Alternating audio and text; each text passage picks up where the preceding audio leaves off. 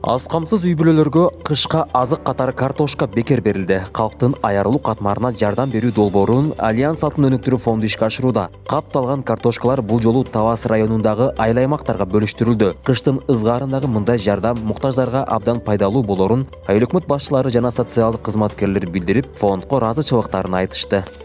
Инвалидтерге, аз камсыз үй бүлөлөргө жардам катарында картошка берип атат.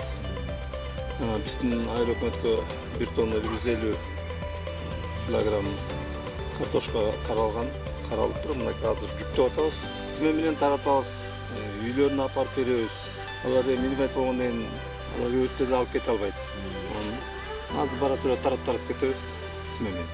Фондко бир ыраазычылык айта аласыздарбы? Рахмат.